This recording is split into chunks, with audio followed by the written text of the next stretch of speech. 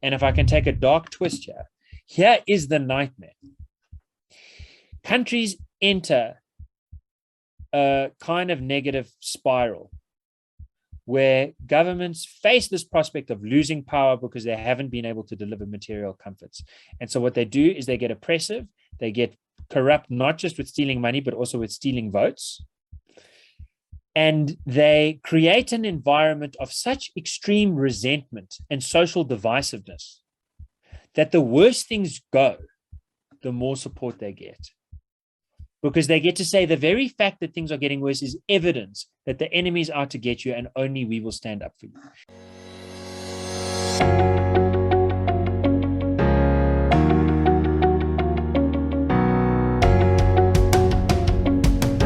Hello, my name is Donald, and welcome to the #1 media company, WorldView. At WorldView, we explore everyone's perspectives on all things that can broaden our worldview. Today, we're going to chat with Gabriel Crouse about the new Employment Equity Act and race quotas being proposed by the South African government. Gabriel Crouse is a writer and analyst at the Institute of Race Relations. So Gabriel, good afternoon. It's great to have you on the show.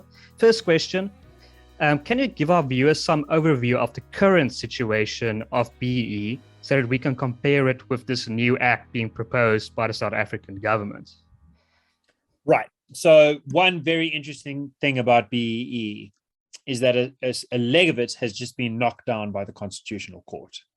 And in a sense, this was the most aggressive leading leg in this march forward for a race-based social engineering project. This specifically said that government has the right to disqualify businesses from even beginning the tender process if they don't have what the government deems to be the appropriate racial mix.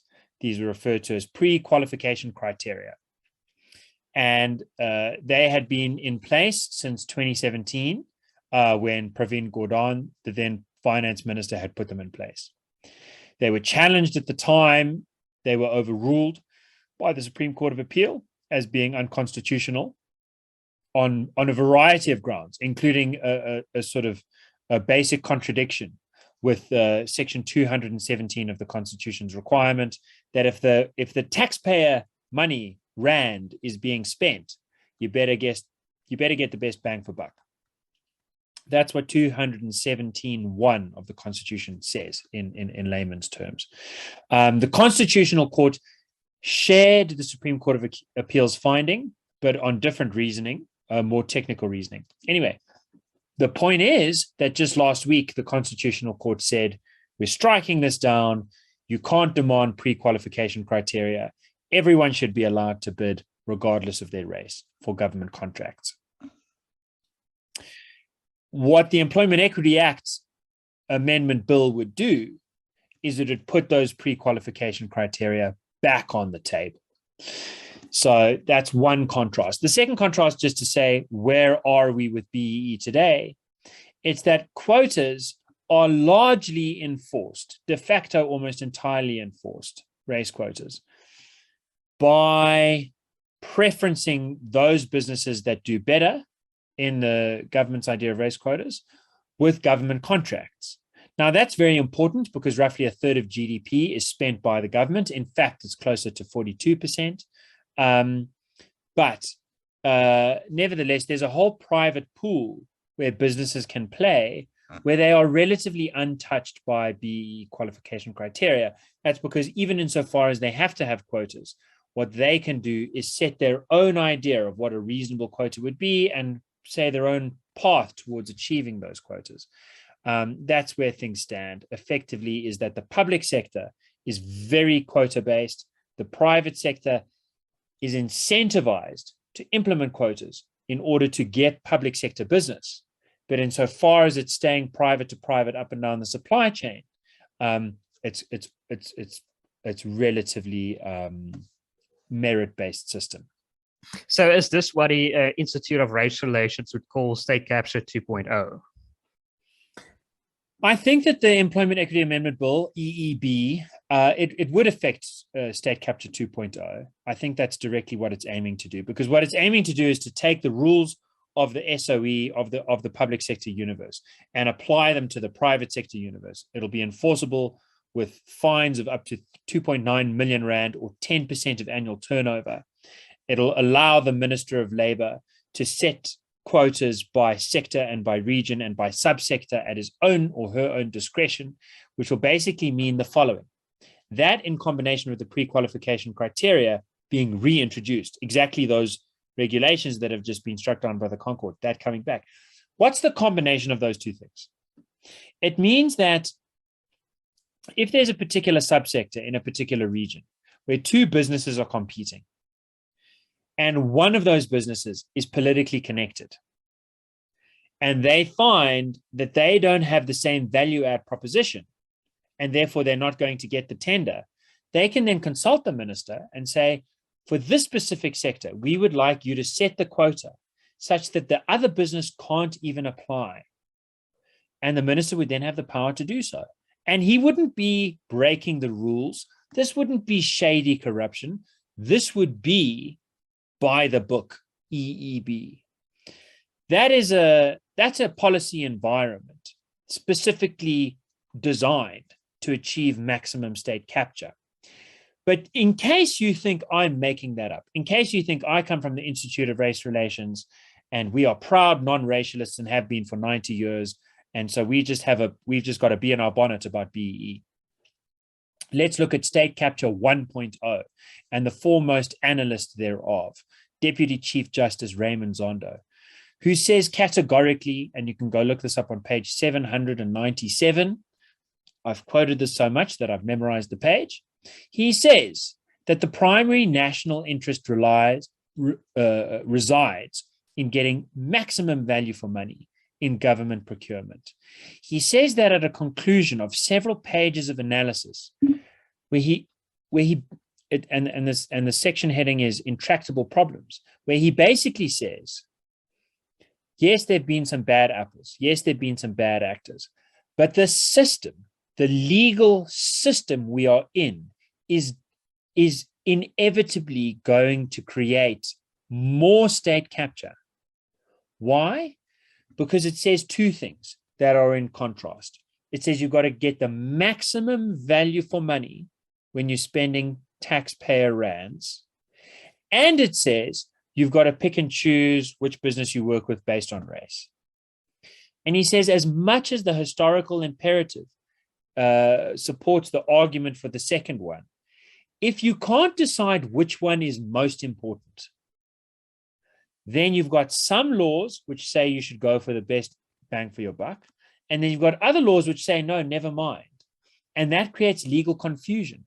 So half the people who end up breaking the law don't even realize they're doing it because it's confusing because the law is saying two things. But the other half break it deliberately.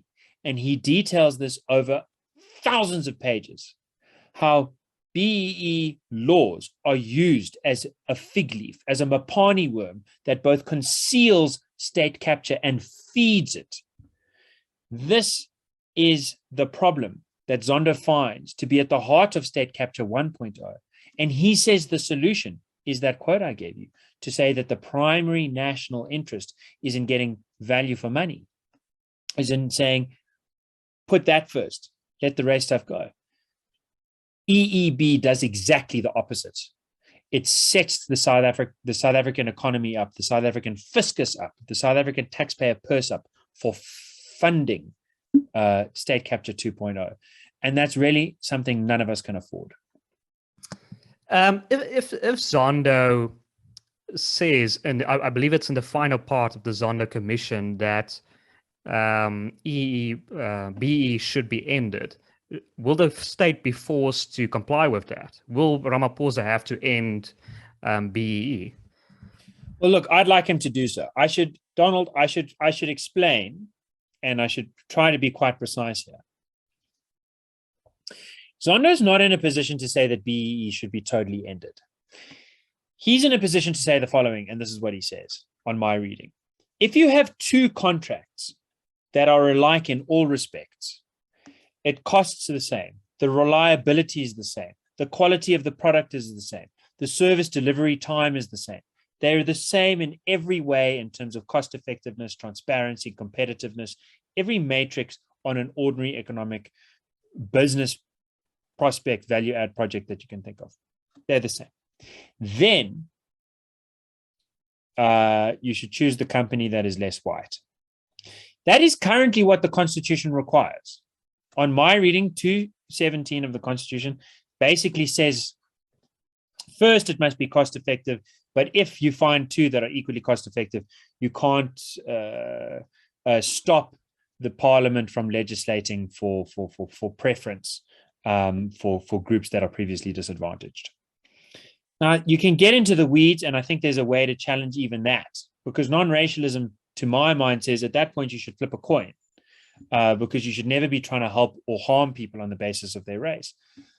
But be that as it may, the conventional way to read the Constitution says that you're limited in that point of equal value add proposition. At that point, you must engage a transformative agenda. So I don't think Zondo is saying get rid of BEE entirely. I think what he's saying is the primary national, you can't have the two interests. And he says they are inevitably going to conflict. Value add, value for money versus a racial agenda. They're going to conflict. He says you've got to figure out which one you answer first. And the first one you should answer is value for money. Then if they're alike on a cost effectiveness analysis, maybe you can engage the other thing. I think that Ramaphosa's administration should be forced to implement that advice. I think that would require no amendment to the Constitution. It would require very little amendment to legislation. In fact, it could be achieved tomorrow.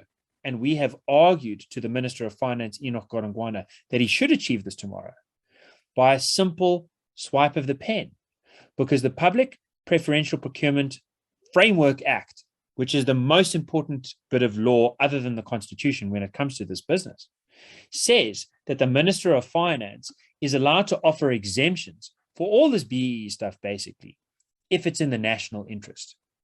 It is in the national interest. Zondo says it's in the primary national interest. So the Minister of Finance can just write an exemption, and that would open up a kind of investment environment, in my opinion, that would benefit most South Africans, especially most poor South Africans who are unemployed and whose major obstacle is that people with the capacity to build factories, to put two bricks on top of each other in terms of paying for the bricks to start with, they are not attracted to South Africa. Whether they live in South Africa or they live abroad, they'd rather send their money elsewhere, and that means there are no factories, there are no bricks to put on top of each other. But from the bricklayers to the accountants to the actuaries to the whomever, there'll be more opportunities in this country if it's a more meritocratic based system of procurement and of investment. And I think that's achievable tomorrow through the simple mechanism. In the long run, and if Ramaphosa wanted it, he could just give that order. In the long run, I don't think that's going to be how it happens. And I think South Africans are going to have to stand up for the values of non-racialism that are enshrined in this Constitution. That just means we judge each other by the content of our character, not how we look. And South Africans are going to have to back that up at the ballot box at some stage, and through other mechanisms. But in the meanwhile, I consider it very important to stop things from getting worse. And EEB is worse than BEE, because it takes the quota system that's been applied to the public sector and it applies it across the board. I just don't think that makes a work environment that people want to be in. Whatever race you are, who wants to work in a job where the reason that you're there is because of how you look? It's demoralizing. It's dehumanizing. And it's very dangerous. Yeah, it's sad to see how out of touch the South African government is with the ordinary person in South Africa. I mean, that's why they're proposing these laws. But Gabriel, what is the status, the current status of EEB? Is it currently, it has passed the National Assembly? Is it being waited to be approved in the National Council of Provinces or being signed by the president? Where is it at this moment? That's exactly right. So it's been through, public consultation process where where good public consultation has been ignored. It's been approved by a majority in the National Assembly. It's sitting before the National Council of Provinces. As far as we can tell, no emendation is expected to come from there. So they'll just approve it. And then it sits on the president's desk. So, I'm a campaigner. That's what I do. As head of campaigns at IRR, we've been running a campaign to get people to sign up to say, stop this thing. You join our petition. We've got, I don't know how many people have signed on already, thousands, I assume. We tend to hit big numbers. Our petition is simple. We say, please, President, Mr. Ramaphosa, veto this law. And we're not really saying please. We're saying you have to veto this law because it's your duty, according to the Constitution, to veto a law if you are uncertain about whether it is constitutional or not. And you must be uncertain on the basis, for example, of the argument laid out by the Zondo Commission, on the basis, for example, laid out by the Supreme Court of Appeal, on the pre-qualification criteria being unconstitutional, on the basis that this law would apply to the private sector, whereas insofar as the Constitution envisages some of this racial preferencing thing, it specifically confines it to the public sector, to SOEs in the civil service. And specifically in the Bill of Rights lays out that you can't go preferencing in people in employment in this kind of way, generally speaking. So there are these tiers, these layers of argument, and that doesn't even begin to address the basic argument that whatever BEE was supposed to do, it has not done that. It's done the opposite. More Black people are unemployed today. More Black people are sitting at or below the poverty line today than when BEE, as a proportion of the population, than when BEE was first implemented. So it's nominal interests in helping out the poor or those that are really disadvantaged are not being successful. The interest that is being served is blatant elite enrichment, and that's of white South Africans, Black South Africans, Indian South Africans, colored South Africans that happen to be connected, that happen to be a part of that patronage network, and we can show that. There are all these reasons. The last reason obviously takes a lot of evidence and data, and not everyone is ready to take the time for that. But certainly the president has got to attend to the precedents that have been set in court that show that this thing is unconstitutional. And therefore he has to veto it. And if he's in two minds, the veto requirement says he can send it to the Constitutional Court for deliberation.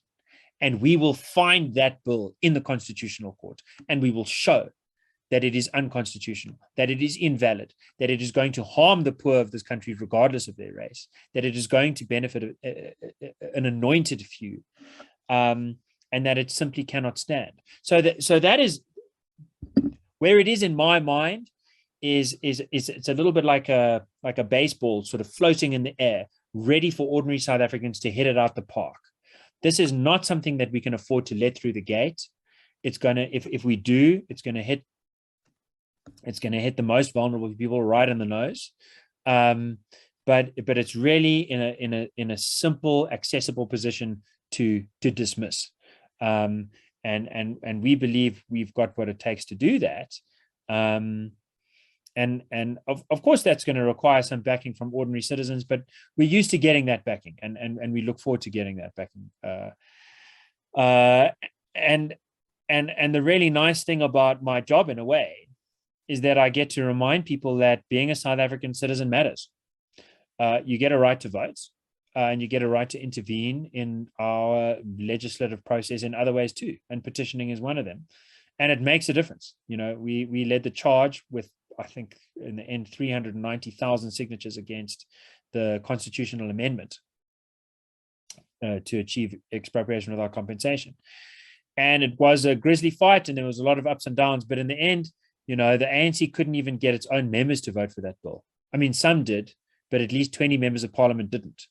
And that's because it becomes so obvious through the relentless efforts of civil society and of citizens who stood up that it's not actually in most people's interests to undermine property rights. In fact, it's in most people's interests, Black and white, to strengthen property rights, to make title deeds a reality for people who sit in the Bantustans, to make theft much more risky endeavor than it is today. That's strengthening property rights, and that's what's in the interest of most South Africans. Those people who sign up to those values, who make that argument, who give us the energy to deliver that to Parliament, it has an effect. We've had other victories too, and I really do think that this one, look, it's got to be a victory, because the alternative is that we exit the pandemic loss of 2 million jobs with a new employment regime, which is designed to increase unemployment even further. That is just not an option.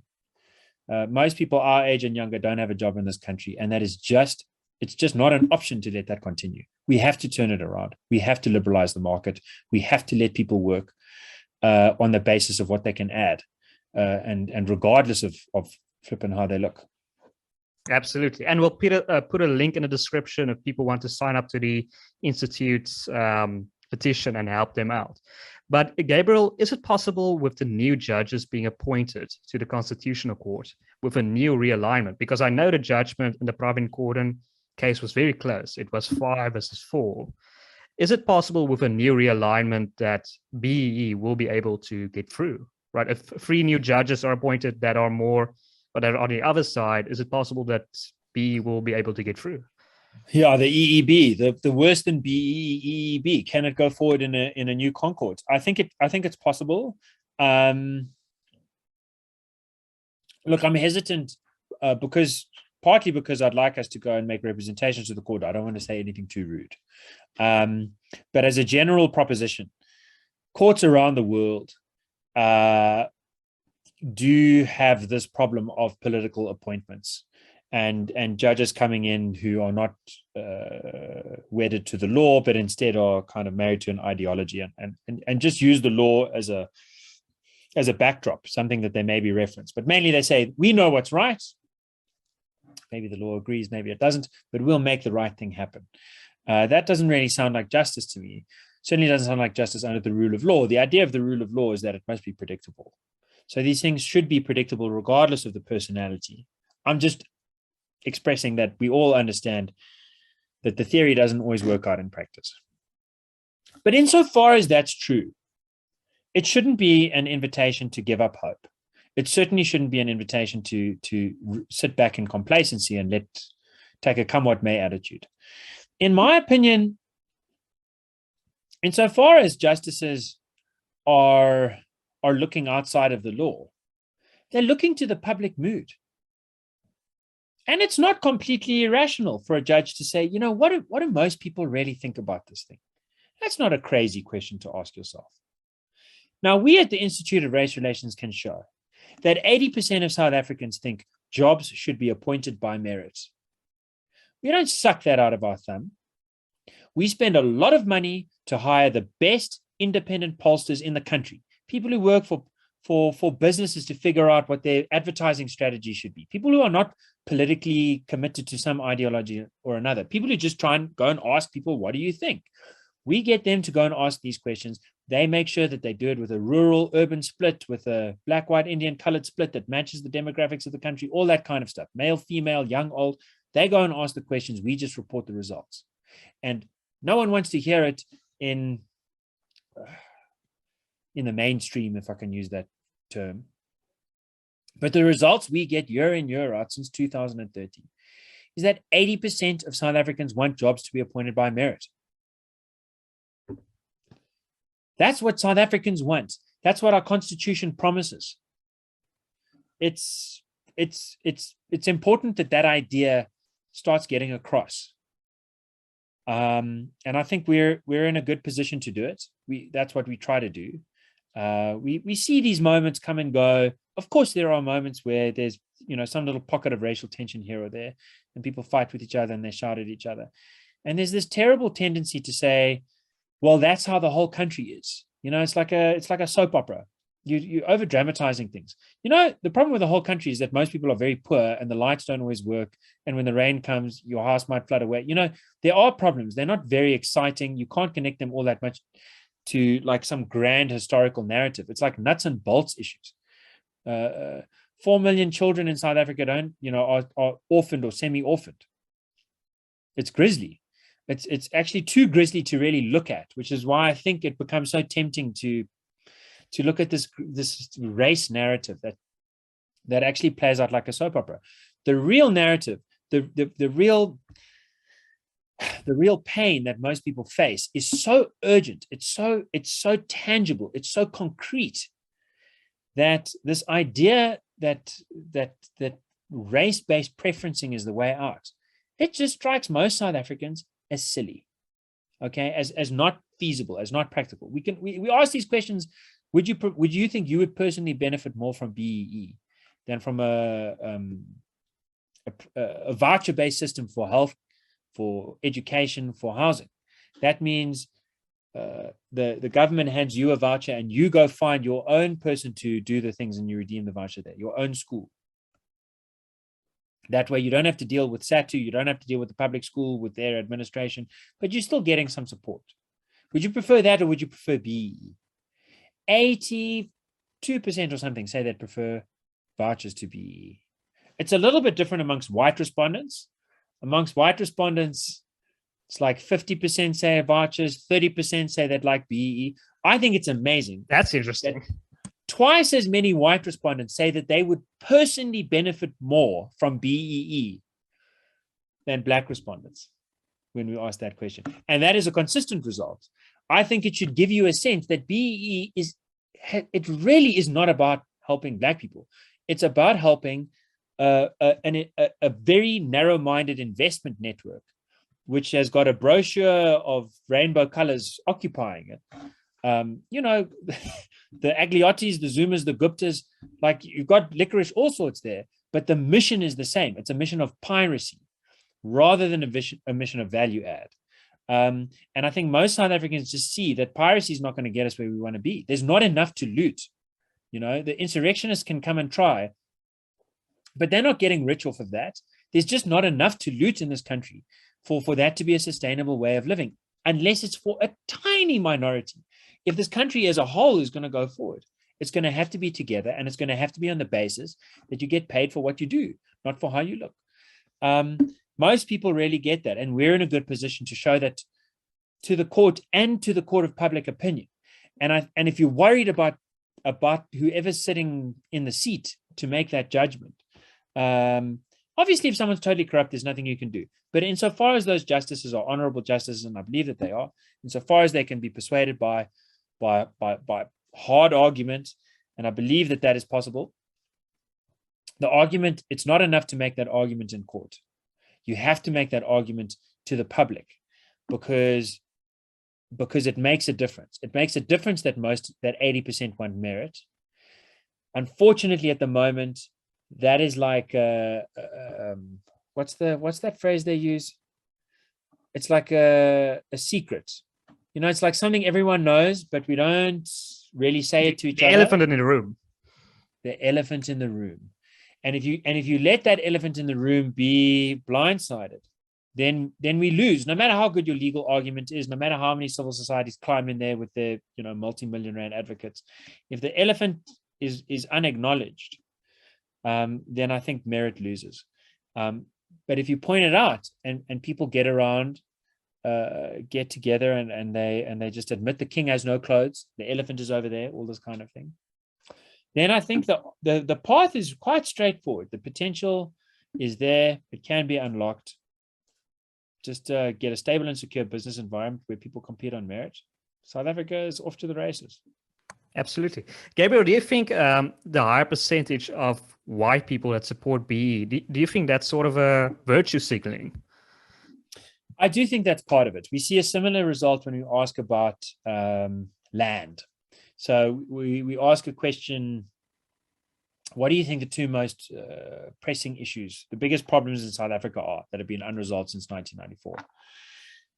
And I think, look, I'm going to speak under correction here, But the answer is nationally, across all races, it's always about 2% say land. The majority say unemployment, crime, corruption, the usual suspects, things that are really big issues. 2% say land.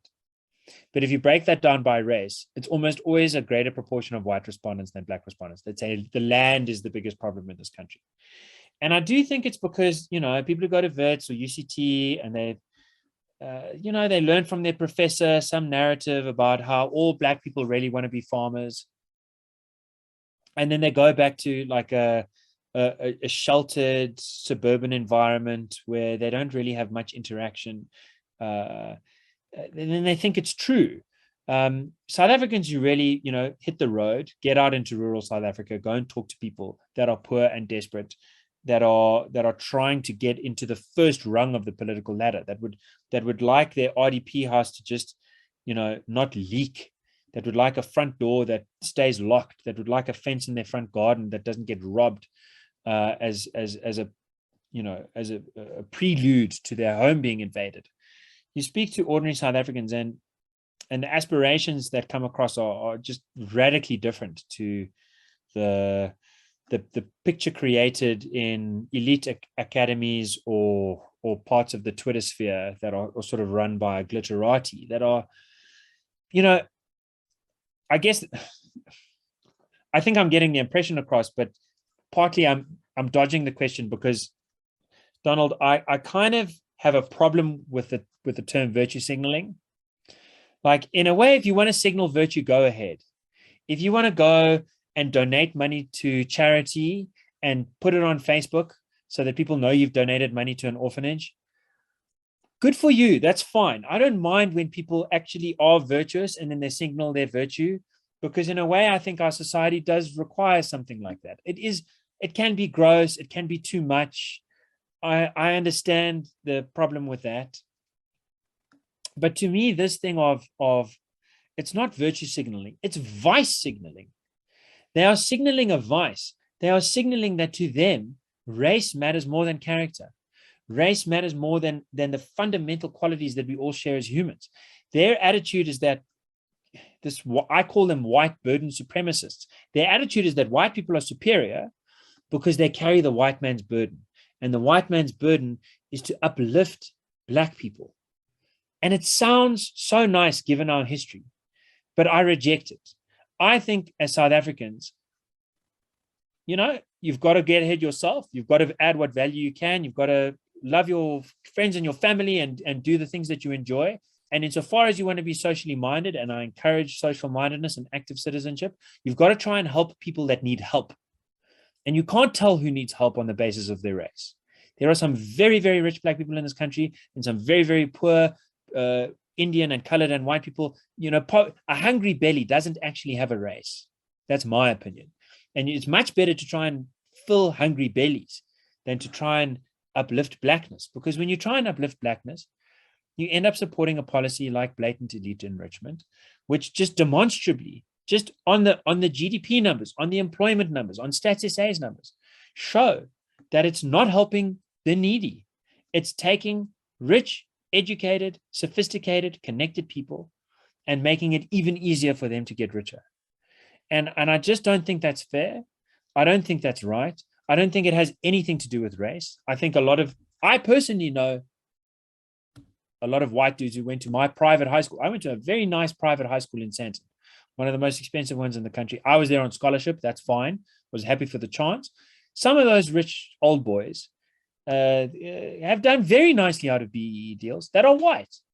I've seen it happen amongst my friends. It's fine. That's the system. That's the law. They're taking advantage of the law to make money. That's how humans work. Okay. Does that mean the law is right? No. We should change the law. We shouldn't hate those people. We should change the law. And we should certainly stop the law from going from BEE to EEB, where it's even worse, where it's even more incentivized to turning human beings into like some paint by number flippin' item on a color palette. It's just not what a human is. It's just not the right way to look at things. Yeah, and I love that phrase. It's vice signaling. I hope you haven't copyrighted that because I'd love to use that.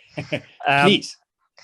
But Gabriel, so the next question is why? Why is the ANC pursuing this new Employment Equity Act right before the 2024 election, where it seems like they are bound to lose? Why would you do this?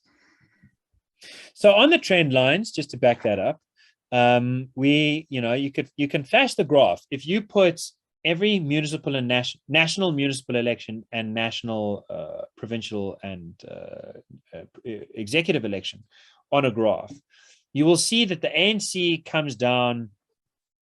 It's come down to what, 47, 48.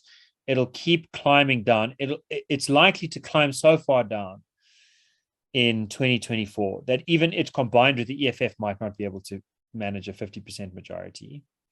And that's because the curve is not exactly flat. It's sort of it's asymptotic, and you see the same thing with its uptick. I don't know. In a way, I've got to tell you, working at the Institute of Race Relations, we have in the past given the ANC advice, good advice in my opinion. And it is my opinion that if the ANC had continued to take our advice, they'd be doing very well. They'd have no worries about losing the next election. There was a point where they were taking your advice? Right. I mean, they weren't doing everything that we were suggesting, but when Trevor Manuel was finance minister, I would say half of the IRL's advice was being followed. And that's, by the way, when the ANC did the best at the polls. That's when they got 69%. So they're 20% less than that now since the 2000s. A 20% fall.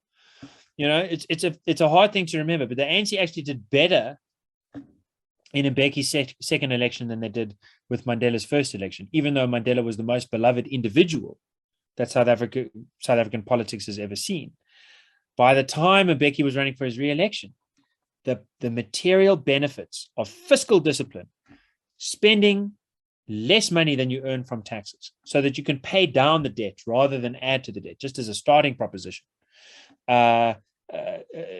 together with others that streamlined the entry to business. This was very good. And by the way, BEE was not implemented at the time, right? It only came into force, the first tier of it, in 2007, 2008. So, man, you know, that was a time when the number of jobs in South Africa doubled, when GDP was growing at 4.5%, 5% a year, when the wealth gap between black and white was decreasing. All the good metrics that people in the ANC wanted to hit were being hit. Since then, unfortunately, the ANC has not listened to reason. It has not understood, in my opinion, that its best chance of staying in power is to give people what they want, which is material growth, and that the best way to do that is by limited government and by non-racialism.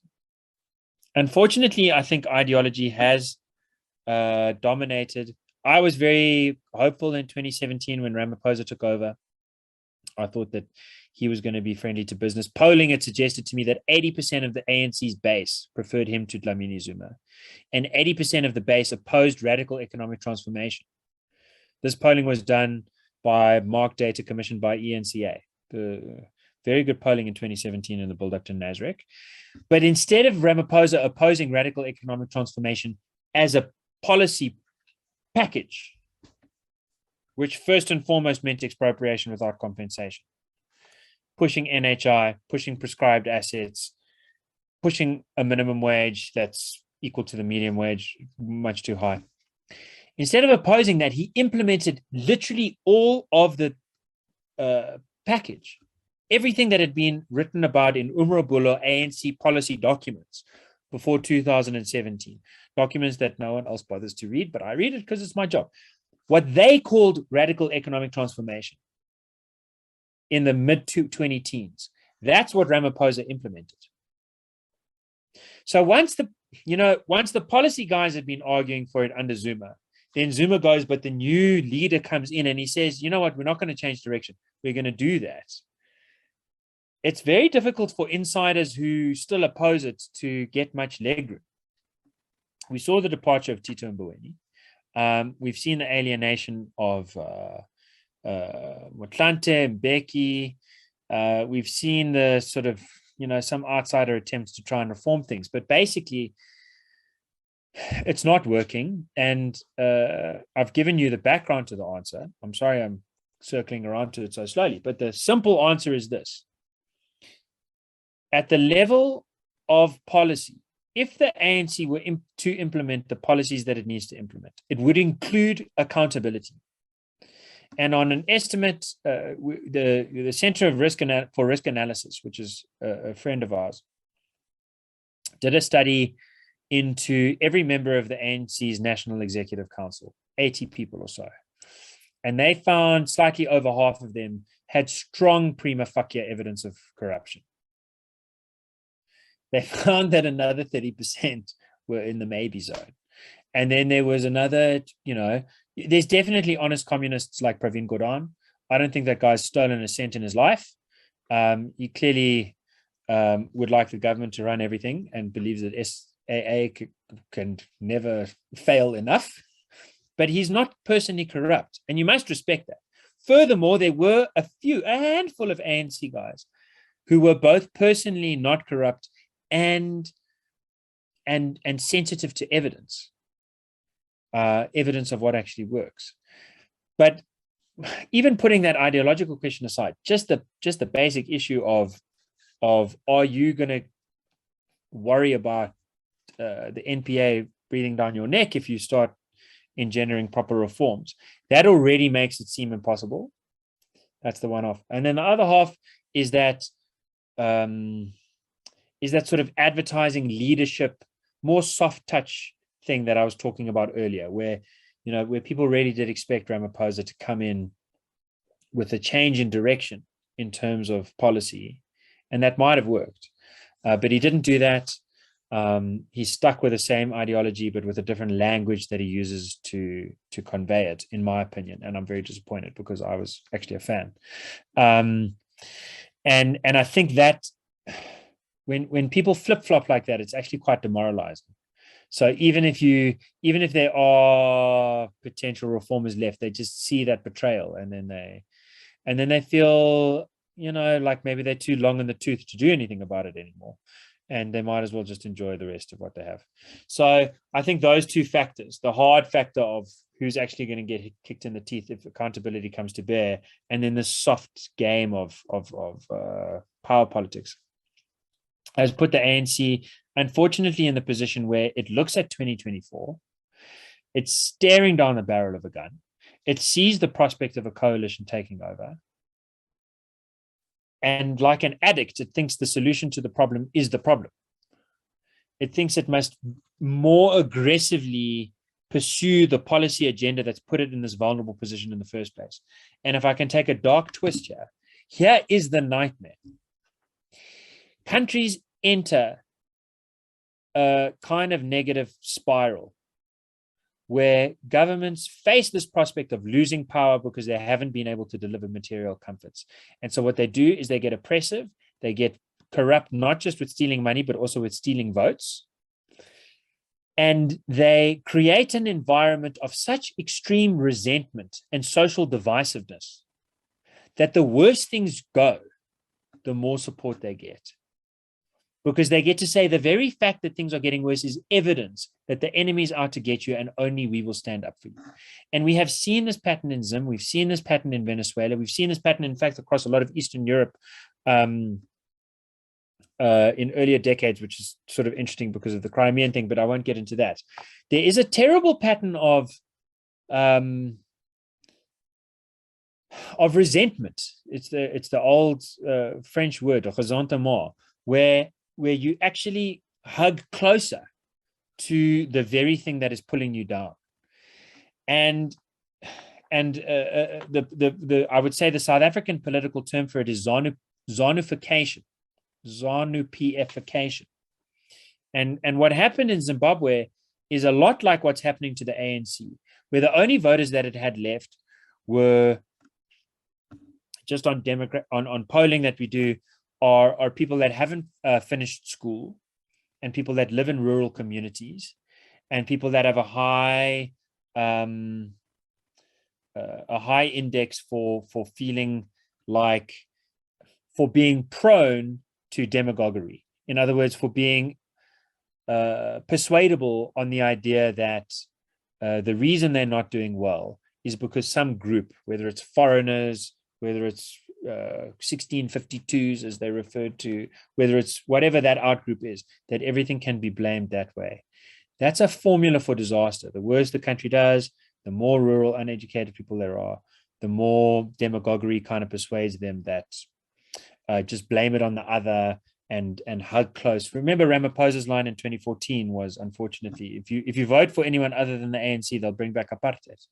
He was caught saying that on a hot mic. That kind of politics in a rural area is very dangerous. It's a dark prospect. But the good news is, like I said, our polling shows that most South Africans are not there. Most South Africans are actually still 80% are still in a very common sense place. So the opportunity is ripe for us to make a change before that kind of politics can define the generations to come. I think Ramaphosa said the Boers will come back, not apartheid will come back. Well, I'm paraphrasing. Yeah. I'm just playing my part as the host. But yeah, that's basically the same thing. But Gabriel, it seems like Ramaphosa's basically sort of a blessing in disguise. He's not doing the right thing, but he also seems reluctant to do the wrong things, the bad things, the really bad things. So it seems like he'll inevitably lead the ANC to their inevitable defeat. He's basically the perfect person for the job we want at the moment. Yeah, that's an interesting idea. It's an interesting idea. I think that parliaments are more powerful than a lot of people give them credit for. The thing about a parliament is that it doesn't have a face. It doesn't have a personality. It's harder to relate to. And so they just don't often get as much attention. And this is in every country that, Japan, US, the UK is amazing because it's got the mother of all parliaments. And so they've got a lot of pride and they pay attention to what's being said there. But even there, a lot of it comes down to personality questions about the leadership. South Africa is in a very terrible position because we don't have a lot of history of parliamentary democracy that includes most citizens. And so it's very easy to overlook. But as much as people go on about Ramaphosa, he's got the power to veto. He can stop the worst laws from being passed, and that's why we're trying to petition him.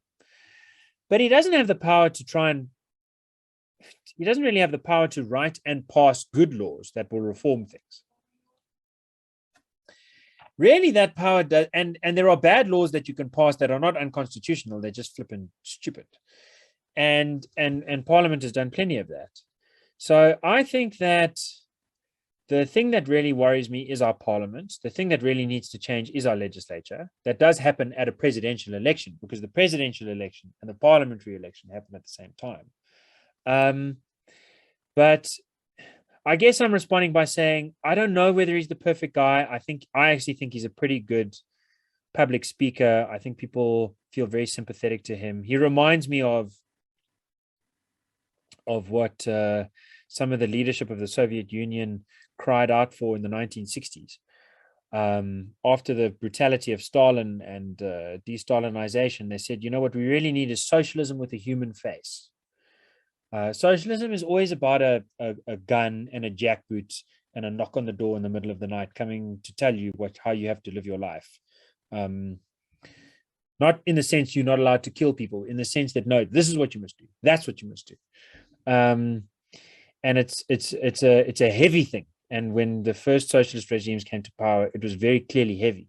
And then they said, no, this thing will only work if you've got a soft face, a human face, a gentleman. And I think he's a gentleman. I think he really is quite a softie. And I think people find that attractive. And I can see why you're saying that means he's not pushing the first too fast. He's put his weight behind it. He said he wanted EWC. He said he wants to nationalize the Reserve Bank, just not yet. He said all kinds of things. But I can see how his being soft seems to make him good or useful in a sense. But my major worry is not even really about him. It's about our parliament. It's about the laws that they write. It's about the rules of the game. the thing I keep coming back to is if you live on a pirate ship, it doesn't matter who the captain is. Because the rules of a pirate ship is that you must go find someone and steal their stuff. And your captain can be very gentle or he can be very gruff. He can talk with this accent or that accent. He can listen to nice music or rubbish music. It doesn't really matter. What matters is that if you try not to steal, then you're going to be the one thrown off the ship. That's not a good way to live. If you are on a proper ship with good rules where you're looking for some place to plant potatoes and make a good harvest for other people to be able to eat and do trade or something like that. I don't mind if the captain is kind of boring. I don't mind if he's got a scar on his eye. I don't mind whatever. If he's got a peg leg, he can look like an actual pirate. He can have a parrot on his shoulder. He can be ridiculous. If the rules are right, I think we can live well together. If the rules are wrong, I think we're bound to clash, whoever the particular leader is. So maybe Ramaphosa is helping that set of rules in some ways and harming them in others. I think you're right to say that in some ways he's ushering in the end of that regime, that way of thinking about things, because of his lack of decisiveness and toughness. At some level, you have to be kind of tough to force the thing through. I think that is true. I think he is impressionable, and we want to take advantage of that. We want to help him flip and see the best chance for his legacy is actually to stop something like EEB and slow down, help South Africa slow down its demise. But with all that being said, I want to say, whether you think he's helping or hurting, in fact, whatever you think of him, he's probably not as important as most people make him out to be. What's important is the rules of the game, and those rules are set in Parliament. And that's a very important place to take the fight. That's interesting.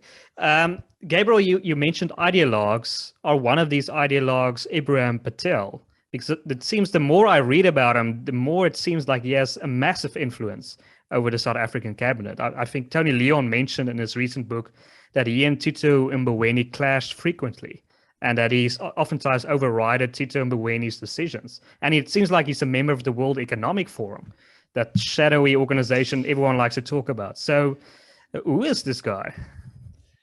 That he's the minister against trade and industry or something like that. It's amazing when Ramaphosa was in full bloom.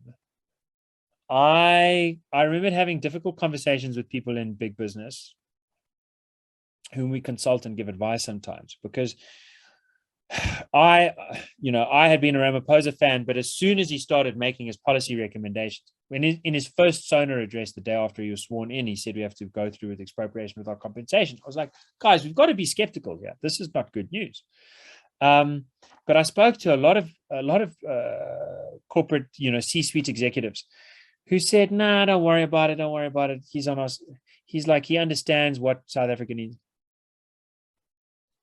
Even those Ramaphoriacs, if you gave them half a chance, would go off about Patel. And I think it's because the closer you are to actually confronting the balance sheets of the businesses that still employ most South Africans, the more clearly you see the direct and pernicious ways in which Patel's agenda has had an effect. It really is quite it's quite frustrating. I think to his credit, he has a smooth demeanor and he's quite eloquent. And he's got a quiet confidence. I think he's also probably, quite honest in the way I was describing Praveen Koran. I don't know that he's personally quite as spotless, but I think he's relatively close. But he's been a difficult customer. I will say that Patel was making pretty flagrant proposals for prescribed assets, which means taking the pension pot. South Africa, by the way, has one of the largest pension pots in the world, partly because of how negative investment conditions have been. People really want to keep their money in the safest place they can keep it. And so those trillions of rands, Patel said, well, the government should just tell the asset managers to pour that into state-owned enterprises because that's like the social thing to do. Regardless of whether those state-owned enterprises are still stealing money. The immediate comeback argument is, if it's such a good idea, why aren't people doing it without a gun being forced to their head? Anyway, I remember that issue quite clearly around 2018 when Patel was making speeches, DTI and so on. And we're sort of arguing for the case for socially minded prescribed infrastructure investment through a prescription mechanism. Because I went and I wrote a piece in Business Day, and I did a couple of interviews on TNCA and SABC, where I said what Patel is pushing is basically trying to kick Gogo in the teeth and see if you can find a gold filling in there to pay for the revolution. And at the time, it seemed kind of, I don't know, some people said, nah, you're being alarmist. They're not really trying for that. But as the criticism against it heated up, the language stopped being so vague and it became more clear about exactly what was being demanded and required. And the IRR campaigns team, I wasn't involved with it directly at the time, kicked into gear pushing against it. And it was quite an interesting tussle, specifically with Patel. And the upshot of it was eventually a capitulation, where as hard as he tried, he didn't get what he wanted. And the idea of prescribed assets was put away. And really what it took was getting ordinary South Africans to switch on, to activate, to complain, and specifically to get customers of major asset managers and pension fund people who actually hold pensions, to complain to the people who are nominally supposed to be guarding their wealth and get them to send it up the chain, until a few of the CEOs eventually turned. They all started out saying, oh, no, maybe it's fine. It's probably a good idea. A little bit like with NHI. Some say it's good, some say it's bad, but it's a bit confusing. And it takes a lot of energy to activate people to complain so that the I don't want to swear, the S floats uphill instead of downhill. The irritation floats uphill instead of downhill, all the way to the CEO, and then he converts it to the minister. And then the minister's forced to back down. And that is, I claim that as a major victory for the IRR and others. There were lots of others working with us. But that was a big one for the IRR. And I've got a few on the other side of this wall. I've got a few newspaper posters framed to celebrate it, because it's an example where even a hardened ideologue like Patel can be blocked from getting his way if ordinary citizens stand up and just use common sense. Do you think the Communist Party knows and realizes the power of that ministry? Because before him, it was Rob Davis, who I've interviewed on WorldView, that was the Minister of Trade and Industry. Do you think they know that the power of that position? That's why they always advocate that a communist takes that role. I would I would say yes. I would say yes, they know it very well. And in a way, I feel like it's our job at the IRR to try and help South Africans realize the same thing. The ability for someone in that position to make relatively marginal changes that have knock-on effects that really end up hitting your bill at the grocery store, at the hardware store, at the the scrap metal store, at the secondhand car store, wherever it may be, but also at the point of salary receipt. It's profound. It is somewhat invisible to the untrained eye, and I think that there's a nice old doctrine of the invisible cost and the very tangible concentrated reward. People like Milton Friedman like to talk about this, right? Where they said the cleverest trick that you can play as a government official is to steal an invisible amount from lots and lots of people and then concentrate it in the hands of a few people. So if you're stealing R2 off of everyone's grocery bill, they can't really see it, right? You've just changed some rule that makes it impossible. Yeah, okay, it costs R2 more to buy shampoo than it used to. You don't really notice it, but all of those R2 can be gathered up and concentrated in the hands of a few with great benefit. That's sort of traditionally the model of a developmental state that has been captured. That's the model of what a trade and industry minister is going to do if they have the power to do it and the interest in doing it. And I think that it's the basic tenet of the Communist Party that you want the government to be running everything. And that requires a great amount of resources. So how are you going to get those resources? Well, you take a little bit, concentrate it, then you've got what you need to achieve the revolution. And hey, if you don't achieve the revolution, you can sit back and sip champagne and feel good about yourself in the meanwhile. So either, you get the hardcore socialists or the same champagne socialists, but either way, that model of taking a little bit from a lot of people and therefore putting a lot in the hands of a few, that ends up being a really timeless way of achieving state capture. Absolutely. Well, Gabriel, I see our time is running out. Thank you so much for this discussion. Thank you for your time. This has been so interesting. I want to give you one last opportunity if you want to add, plug, or say anything that you want to. Cool, man. I appreciate it. This is we live in interesting times. We've come out of the plague. We're entering a global market disturbed by a major European war. I think South Africans have a lot of reason to be apprehensive about local government conditions under coalitions, and where they're not under coalitions, under the same olds that haven't exactly been delivering services. Apprehension about how things look in 2024. Also apprehension about how things look tomorrow. It's in difficult and complicated times. It's my opinion that now and then we've got to just like lay back and kvetch and complain and just say, oh, this is terrible. But we also got to wake up the next morning and we got to do something about it. I think we can do something about it. I think this place can be amazing. I think it's had moments of glory. I think everyone actually knows that. And I welcome the opportunity to talk about what I think is the way forward. If you disagree, do something else. But if you agree, please give us some support.